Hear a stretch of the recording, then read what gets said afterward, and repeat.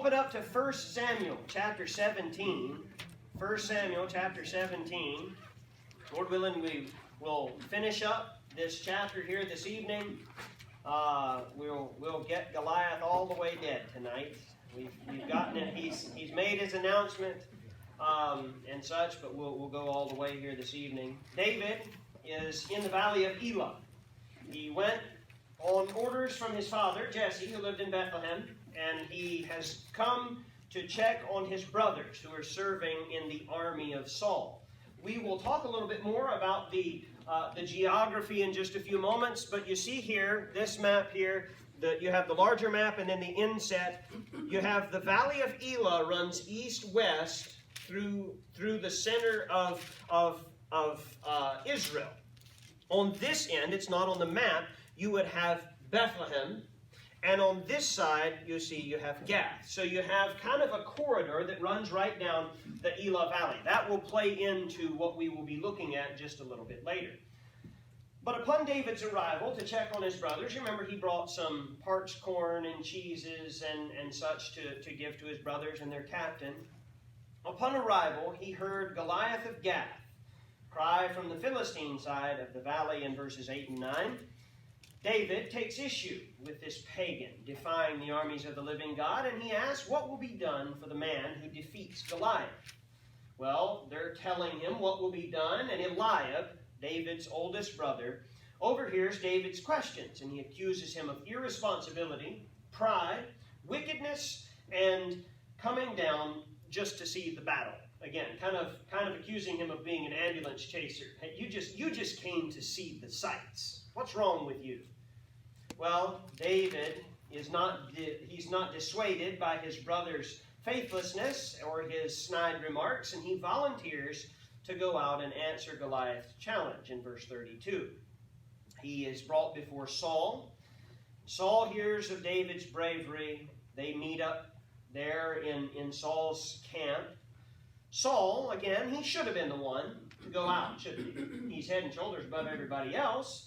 Goliath is head and shoulders at least above Saul as well. So it would just make sense, but that's not how it goes.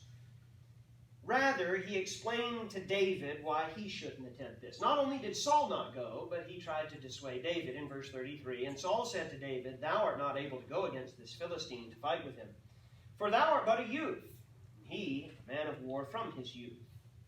He's been fighting longer than you've been alive. And so you have no business going out against him. But David has been a student in the school of faith for a long time. He's had some classes. And he brings up some of his past experience. He talks about how God used him to defeat a lion and a bear. We mentioned, he says here in this passage that he caught them by the beard. Again, there's no wildlife manual that says when you come in contact with a wild animal that you grab it by the chin.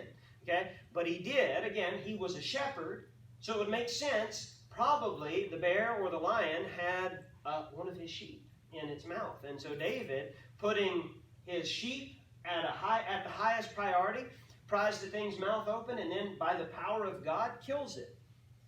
So David brings this up, and he's not worried about it. Verse 37, David said, moreover, the Lord that delivered me out of the paw of the lion and out of the paw of the bear, he will deliver me out of the hand of this Philistine.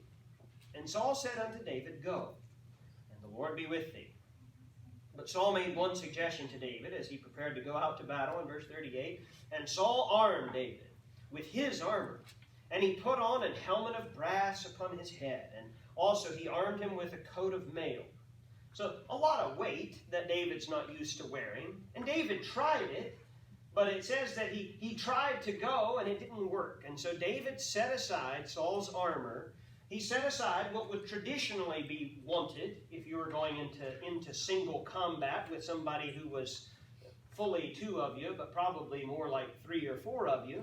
And so he decides, no, I haven't proved these. I'm going to arm myself as I feel that I should. And his weapons are laid out for us in verse 40. And he took his staff in his hand and chose him 5 smooth stones out of the brook. And he put them in a shepherd's bag, which he had, even in a scrip. And his sling was in his hand, and he drew near to the Philistine. So David is armed, as you would expect a shepherd of that day. He has his staff. A staff, they're still carried by shepherds in nomadic settings. Sometimes you see a traditional shepherd staff. They've got a crook at the top, and sometimes they do. Sometimes it's not quite so pretty as that. Sometimes it's more of just a hook where there was a branch. Many times, if you've ever read the book A Shepherd Looks at Psalm 23 by Keller, it is an excellent look at any passage of Scripture that talks about shepherds and sheep. But he goes into explaining how in where he is from, he was a shepherd for a long time and dealt with lots of sheep. And he says that many times the staffs that were carried and still are kind of, they're smaller at the top where they may have a crook or not. And then they get wider at the bottom, so they're bottom heavy.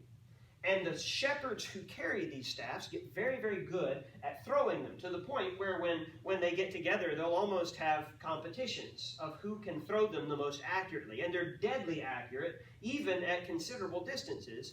For they'll use their staff, and they'll throw their staff almost like a spear, but more slinging it, and they can take out snakes or small animals or things that would be against their sheep. So David's going out to battle, a 9-foot, 9-inch man, and he's got his staff. What do you think? You in favor of it yet? It seems like a bad idea. From human standpoint, this looks like a suicide mission, doesn't it? But he doesn't just have a staff. He's got 5 smooth stones. It's a big whoop. What's he going to do with these? 5 smooth stones out of the brook. And he put them in a shepherd's bag, which he had even in a scrip.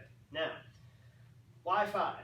Why did he get 5 stones? I've heard lots of different ideas on this. Some say it's because Goliath had 4 brothers.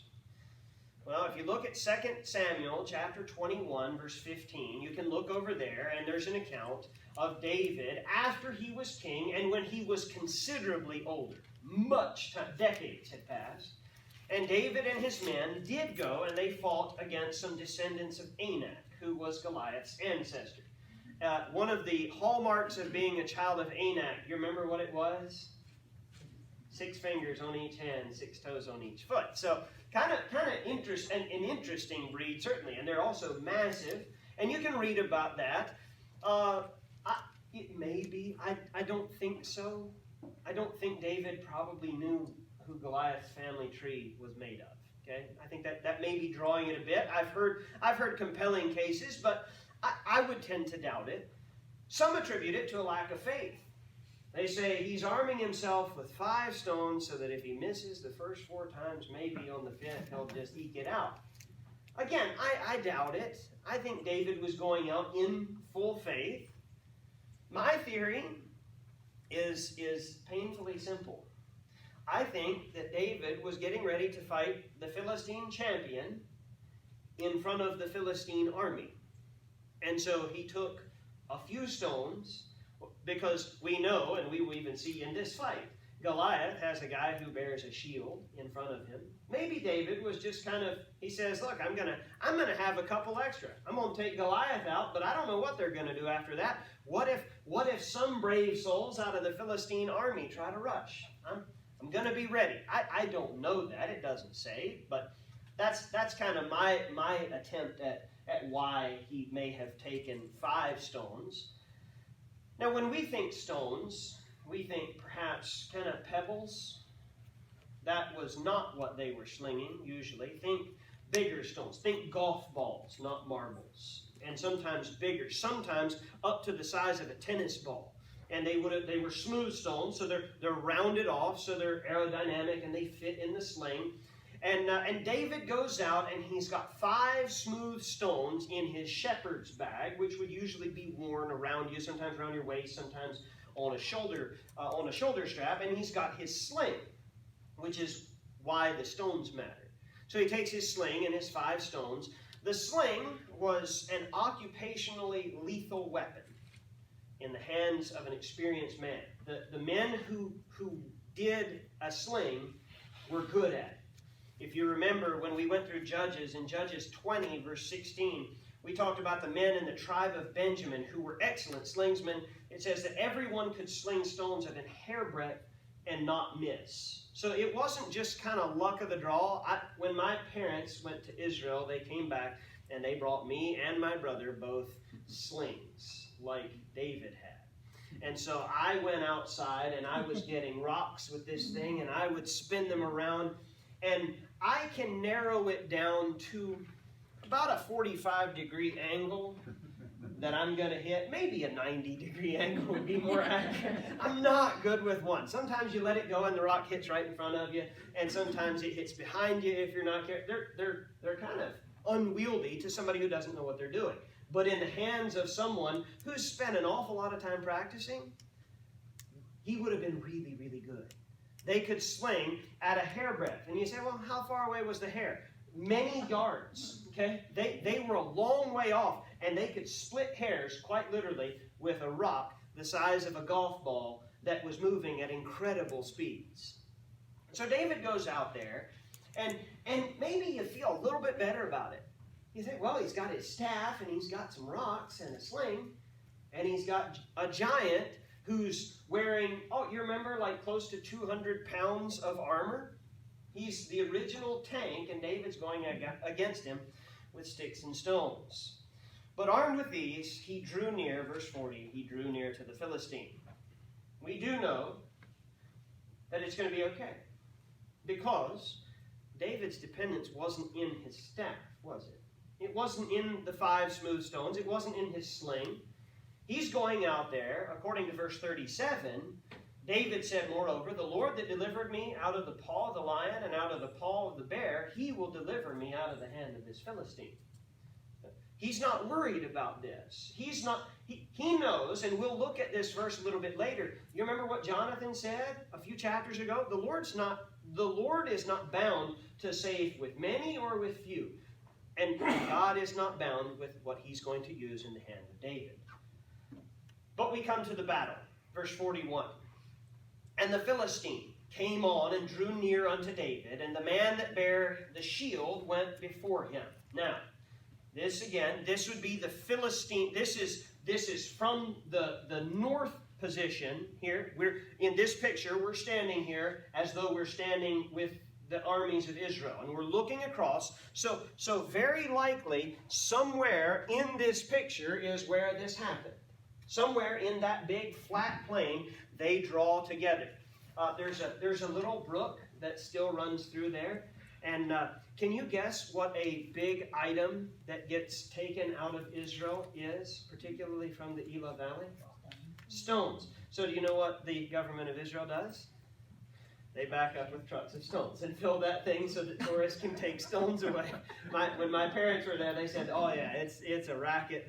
They loaded up with stones, and people grabbed 5 smooth stones because many, many years ago they would have had it just absolutely bare. But right through there's a little brook, and so somewhere, very likely in this picture, is where David and Goliath came together. With both of their respective armies at their back, David and Goliath closed the distance. You don't fight at 1,000 yards in this day. You're fighting much closer. Verse 42. And when the Philistine looked about, saw David, he disdained him, for he was but a youth and ruddy and of a fair countenance. Maybe Goliath looked at him and he thought that he was further away than he was because he was so small. Goliath looks at him and says, what in the world? You send a kid and he disdains him. It's not what he had been expecting. In his challenge, he wanted a man, right? In verses 8 and 9, send me a man. And Israel sends out a boy, a youth. Verse 43. And the Philistine said unto David, am I a dog that thou comest to me with staves? And the Philistine cursed David by his gods. Now, it's kind of ironic that he says this, because David has probably gone against dogs before with his staff. He's probably taken out 1 or 2 wild dogs on the hills as he's guarding his sheep. But Goliath, he gets all high and mighty. What, are you bringing sticks against me? My spear pole's bigger than you are. And so David's coming at him, and Goliath curses him by his gods. And Goliath's gods would very likely have been Dagon and Ashtaroth. You remember Dagon. We saw him in 1 Samuel 5, his statue anyway. You remember what it was doing? Falling over, breaking the head off. It was laying on its face in front of the Ark of the Covenant. So Goliath is cursing David by those gods. Do you figure this intimidated David? Probably not, because the psalmist, likely David, would write in Psalm 115, verse 4, "Their idols are silver and gold, the work of men's hands. They have mouths, but they speak not. Eyes have they, but they see not. They have ears, but they hear not. Noses have they, but they smell not. They have hands, but they handle not. Feet have they, but they walk not. Neither speak they through their throat. They that make them are like unto them. So is everyone that trusteth in them." So this is what David thinks of Goliath's gods. Goliath thinks very highly of his gods. He is cursing David by them. And David's not too worried, because anybody who would worship a rock, there's obviously something wrong there. And Goliath is doing just that. And so David is going in full faith. He's considerably underarmed from a worldly perspective, but he's going forth with Almighty God right behind him. Verse 44, "And the Philistine said to David, Come to me, and I will give thy flesh unto the fowls of the air and to the beasts of the field." These were very prophetic words, just not for David. This was not going to go well. This was a big deal, by the way. The idea of giving someone's body to the beasts of the field, to the birds of the air, burial was and still is a big deal over in this particular area. If you can't be collected and buried even after battle, then there's no closure. And it was considered bad for the afterlife. So Goliath he's laying it on pretty thick here. He's cursing David by his gods. He's calling him all sorts of names. He's saying that he's going to give him trouble now and after death as well. Goliath is making these threats. And David said to the Philistine in verse 45, "Thou comest to me with a sword, with a spear, and with a shield, but I come to thee in the name of the Lord of hosts, the God of the armies of Israel, whom thou hast defied." Saul and his army had spent over a month cowering from this man. Remember, Goliath had issued his challenge every day for 40 days. And Saul and his men had hid behind rocks and trees and in their tents and done whatever they could. But David had only been on the scene for less than a day. David had heard Goliath's challenge once. And he said, enough of this.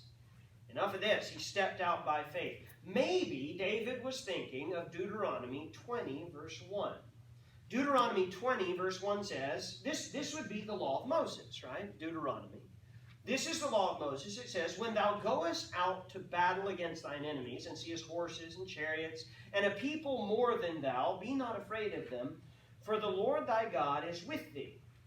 Hear, O Israel, ye approach this day unto battle against your enemies. Let not your hearts faint. Fear not, do not tremble, neither be ye terrified because of them. For the Lord your God is he that goeth with you, to fight for you against your enemies, to save you." Now, maybe David would have had access to this. He may have heard this before, and perhaps it's ringing in his ears as he says, you know what? God's got this. But if David, a shepherd on the hills outside of Bethlehem, very well may have had access to this, who else would have had access to this? Saul. Saul probably had access to this, so why didn't he take it up? Why didn't Saul stand up like the man he could have been? Well, he didn't for whatever reason, perhaps just faithlessness. We know that Saul was just a mammoth disappointment, if you get right down to it. He had all the trappings, he had all the potential to be a good king. He was humble when it started. He was used of God and empowered by God when it started. He wasn't seeking position. If anything else, he was running from the position. And yet now we find him in an entirely different place. Once again, David isn't depending on his weapons, his prowess, or his past experience. He's standing there in full confidence that God could use him to right the wrongs of this pagan who is shouting out his defiance.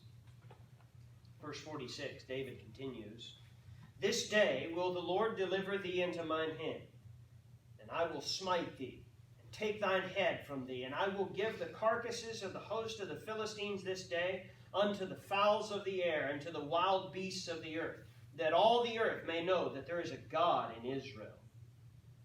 David uses the same threat, only he expands it a little bit. Goliath said, "I'm going to give your corpse to the animals." David says, "I'm going to knock you down, and they're next." Looking at the army, he says, we'll take all of them out because there's a God in Israel. It has nothing to do. Is David thinking that he's going to be able to defeat Goliath by himself and then go single-handed and knock out everybody else? No. No, this isn't about David. This is about David's God. David's stepping up. He says, you know what?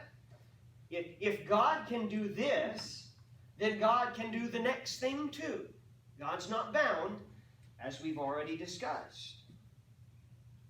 Again, a big deal culturally to say you're going to expose the bodies to the elements. "And all this assembly shall know," verse 47, "that the Lord saveth not with sword and spear. For the battle is the Lord's, and he will give you into our hands." Here we go. "And it came to pass, when the Philistine arose and came and drew nigh to meet David, that David hasted and ran toward the army to meet the Philistine. And David put his hand in his bag, and took thence a stone, and slang it, and smote the Philistine in his forehead, that the stone sunk into his forehead, and he fell upon his face to the earth." There's an awful lot there in that. If you enjoy watching boxing or fighting of any type, you know that it is a rarity for somebody to be knocked out by a blow to the forehead. You know why? Because the forehead, right here, is the hardest point on your body. Okay? It doesn't get any harder than that. That's why you see when soccer players go up and they head a ball and they knock it up, it doesn't hurt at all, because that's a hard spot on your head. Some of us have harder heads than others, but all of us have at least a semi-hard head right here on your forehead. Very rarely. It has happened a few times, but it's a rarity for somebody to get hit right here and not keep going. Now, if you see somebody get hit in the jaw, well, that changes everything. But right here, hard spot. So David, with his stone, again, think golf ball, not marble.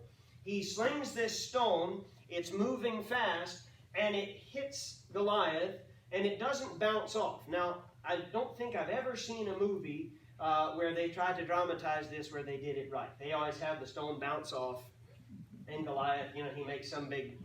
it's a movie, so they dramatize it. But it doesn't do that. It hits him in the head, and it goes in. Okay? So Goliath is in a bad place, suddenly, as he has this stone go in. It wasn't unusual in ancient warfare. Slings were a big part of battles between armies. But the men with the slings, they would be out front. They would sling their stones, and then the army would advance, and everybody who had gotten hit with a stone would be incapacitated, and the guys with the spears would come, and they would finish off the people who the slingsmen had knocked down. But this is a little bit different, because this wasn't just a knockdown. Goliath is very likely mortally wounded by the stone when it sinks into your forehead. Verse 50. "So David prevailed over the Philistine with a sling and with a stone." That's interesting. What about the armor? What about the insult that he was bringing a stick to a sword fight? Well, that didn't work out. "David prevailed over the Philistine with a sling and a stone, and smote the Philistine and slew him. But there was no sword in David's hand. Therefore David ran and stood upon the Philistine, and took his sword, and drew it out of the sheath thereof, and slew him, and cut off his head therewith. And when the Philistines saw their champion was dead, they fled." David didn't have a sword, right? Where was the sword that David could have had? This was Saul, either in Saul's tent or strapped to Saul's side while Saul is watching what goes on. So David goes, pulls the sword. If Goliath's spearhead weighed 12 pounds, give or take. How much do you figure the sword weighed?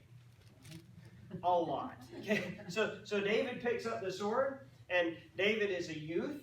Okay, so sword probably a little bit off size for him, but he gets the job done. He gets part A separated from part B of Goliath, and it's over.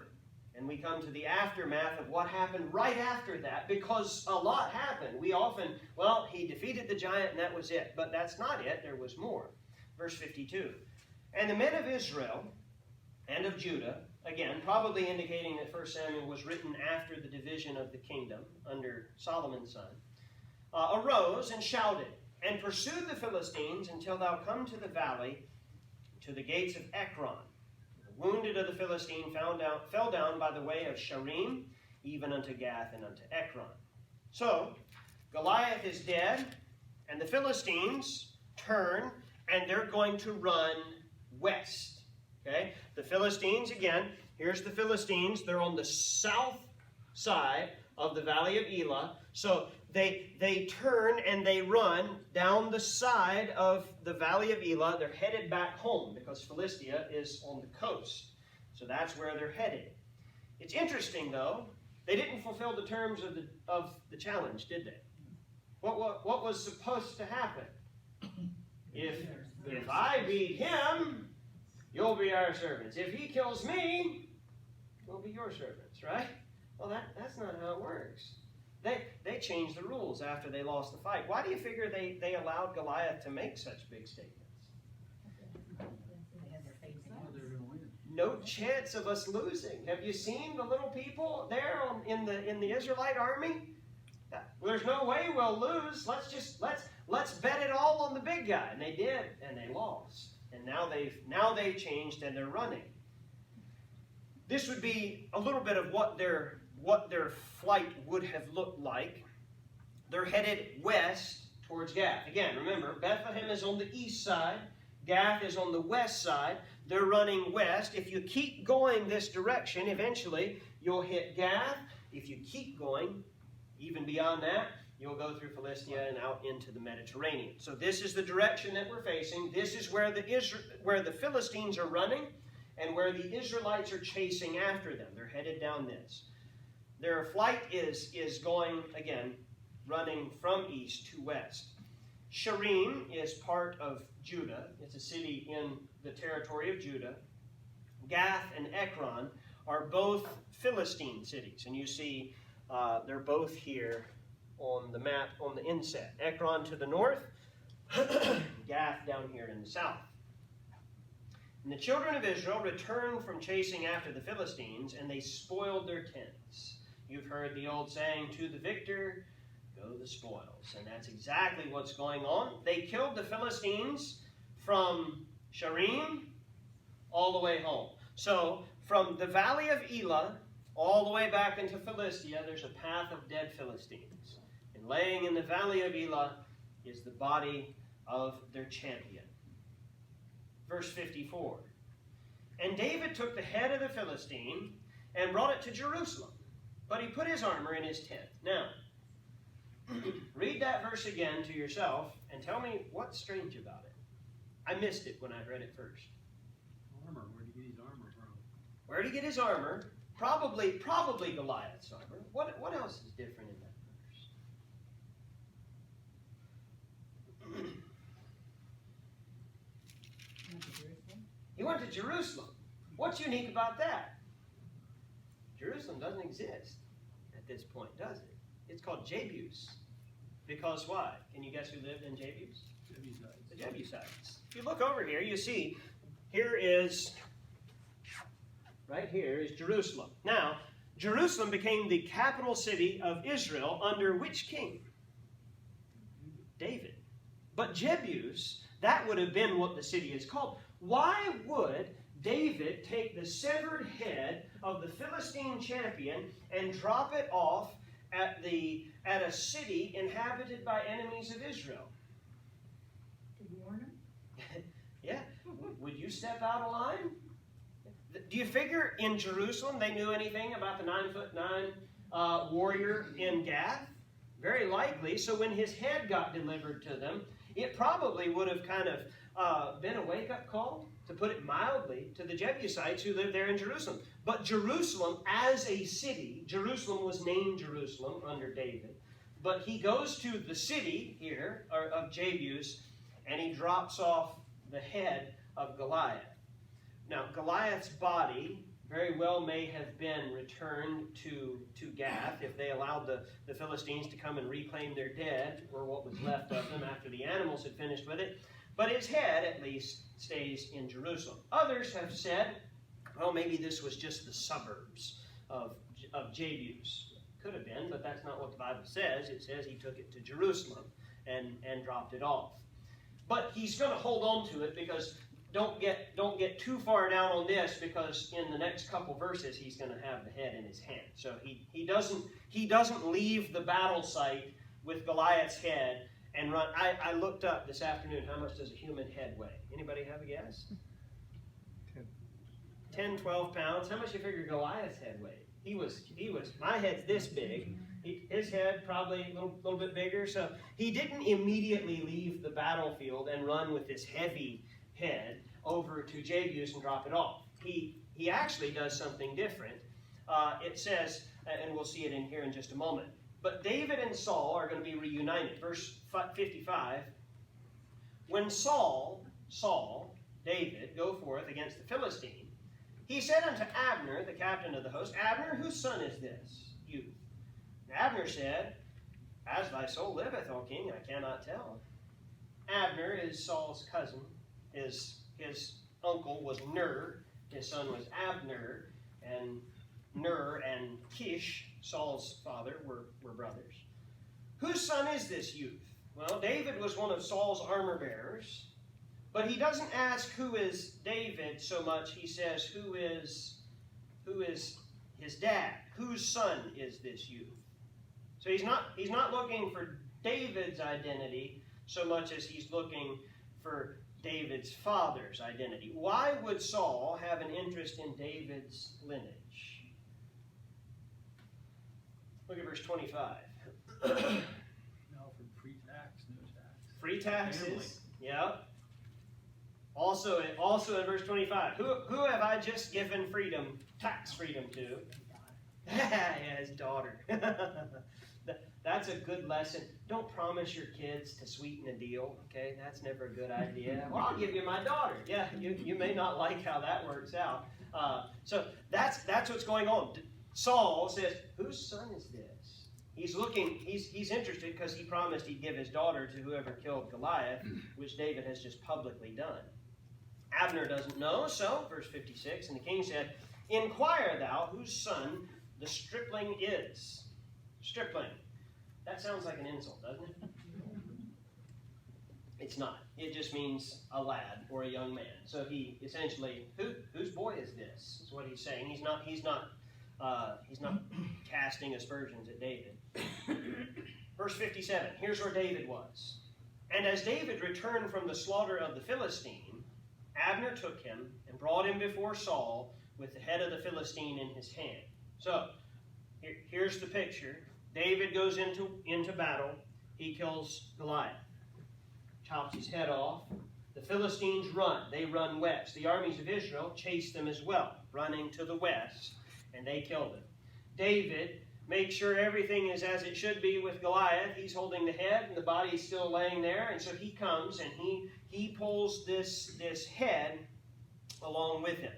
Again, he hasn't been to Jerusalem yet. He'll go there, and he'll drop it off. But at this point, he comes to see Saul, and he's holding the head of the Philistine in his hand. Abner brings Israel's champion in to see Israel's king. This was Abner's way of obeying Saul's command to find out who David's father was. He brings him the boy, and Saul asks himself, verse 58, and Saul said to him, whose son art thou, young man? Thou young man? And David answered, I am the son of thy servant Jesse, the Bethlehemite. Now, the chapter ends, but again, when Scripture was written, it wasn't written with chapters and verses all throughout. And so if you look at the very next chapter, chapter 18, it just goes right on. The story doesn't stop at the chapter heading. It continues on. But we'll stop at the chapter heading, and we'll pick up next time in chapter 18. And we're going to see Saul's massive swing. He loves David. He's happy with David. But he's going to swing in chapter 18. He's going to do a 180-degree switch. And he's going to hate David with everything that he has. It's interesting because if you read ahead in chapter 18, you'll see why. It has something to do, first and foremost, with the cries of the women as they return back to their place. But we'll deal with that when we get there. The main takeaway from this evening is this. The battle is the Lord's. It was then, and it is now. David was good with a staff, no doubt. David was deadly with a sling, but his confidence was not in his skill. David didn't go out there with full dependence that I can do this. I've heard people say that the only spot on Goliath that he would have had a break in his armor was right here, and David would have, that may be true. And God no doubt used a good marksman to make a good shot. But could God have done without David's slingshot? Yeah. God could do whatever he wants. The main takeaway is that the battle is the Lord's. It's not his confidence in himself. Verse 47, David went out there, that all this assembly shall know that the Lord saveth not with sword and spear, for the battle is the Lord's. Now there's nothing wrong with sword and spear. And you know, it's interesting because even in David's life, God used David's sword and David's spear to work his will. But it wasn't God's plan in this instance. Very possibly because Goliath came out, and Goliath had full trust in his sword and his spear. And if any man had a right to have confidence in his sword and his spear, it was a man who was twice the size of everyone else. But the difference that was evidenced by David and Goliath of a youth with a shepherd's bag with 5 stones in it, a sling and a staff, versus a man who has to have someone else move his armor, it's that big and heavy, is poignant for us as we look at it. This is the message. The battle is the Lord's, and it doesn't matter what it looks like from our perspective. We look at the giants that we face today, and our giants don't wear bronze armor most of the time. Our giants are situations. Our giants are difficulties. But, just as Jonathan said in 1 Samuel 14, verse 6, there's no restraint to the Lord to save by many or by few. And the neat thing about Scripture is that it's so varied. Sometimes God used one man. Sometimes, in 1 Samuel chapter 14, God used 2 men. Sometimes God uses a handful. Sometimes God uses an army. And sometimes God uses no one. There's an instance in the life of David when he was going forth to battle, and the Lord said, you sit here until you hear, the word he says, you hear a going in the top of the mulberry trees. Till you hear something going on, and then I want you to come out. And that God used nothing. He didn't use any means of man. He used just his own power. God is not bound. God is not, there's no restraint to the Lord to bring down our giants. God used a little boy. Again, he could have used Saul. If Saul would have stepped up in faith and gone out there, depending on what God promised in Deuteronomy and depending on the Lord, do you think God could have used Saul? God could have used anyone. Why did God use David? Because David, though he was a little, comparatively, a little man or a little boy, he had a big God and he had big faith. And God used that. And God will still use that in the situations that we face. You say, I just don't have what it takes to get through this situation. I just don't have what it takes. Well, you're probably right. But you serve a God who is. You serve the same God that David did. And so don't go out depending on your sling. What would have happened if David would have gone out and he was cocky and he said, I got this. I don't need God. I'm a good shot. Wait, what might have happened? Well, we don't know, but it probably wouldn't have gone the way it did. Okay? God used a humble, faithful young man to work a miracle. There's no way this would have worked out without God. But with God was an absolute certainty. Any thoughts or questions that you have, maybe on 1 Samuel 17? We've gone through the whole chapter now. Any questions that you have about what we've gone over?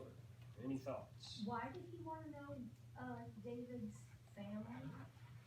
Because he had promised to make them tax-free. He's made them tax-exempt. He's also promised his daughter. So to get to know the family heritage was a big deal. So Hadn't Samuel already told him that David was going to be the king? Did he already know that? Saul knew that someone would be king, but very likely not that. He didn't know that David would be king. Yeah, so it wasn't an uh-oh moment. Yeah, that would be something. Wouldn't it? Oops! I promised my daughter to my replacement. Yeah, that would be rough. Yes, sir. You mentioned that Jerusalem wasn't Jerusalem yet. What BC was this? I mean, how far out years-wise do you know about? Oh, speaking in very broad terms, this would have been 800 or 900 BC. You just think Jerusalem always was, when you think about Jerusalem. Yeah, it was a city, but it wasn't known as Jerusalem. Again, it's kind of weird because even though Saul ruled his kingdom, Saul's kingdom was a whole lot smaller than David's was. David ruled over all of Israel. Solomon's made David's look small. Okay, so the kingdoms got bigger for the first three kings. But Saul has this kingdom, and Jerusalem's kind of central in Israel. And so he has an enemy stronghold. The Jebusites had a stronghold right in the middle of his empire, in the middle of his kingdom.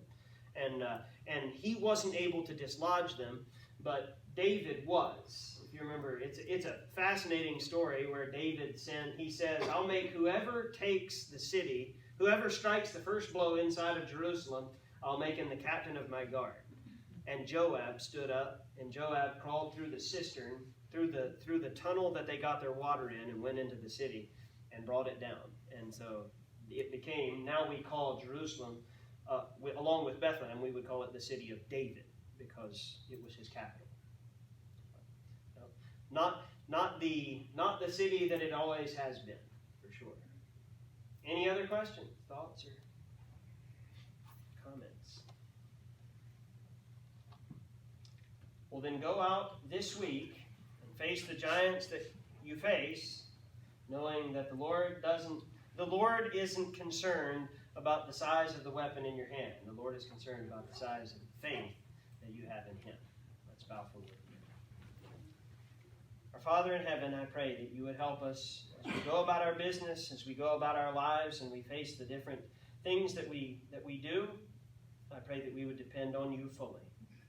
Just as David went out with what we would consider to be a very small arsenal against the army of Philistia, Lord, I pray that we would go forth with the enabling of the Spirit.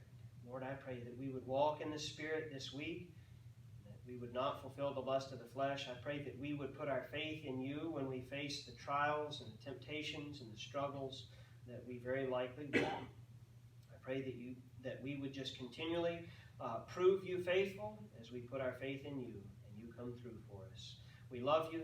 Thank you for your goodness to us. Thank you for the accounts of men and women in Scripture from whom we can learn. Be with us as we go our separate ways. In Jesus' name.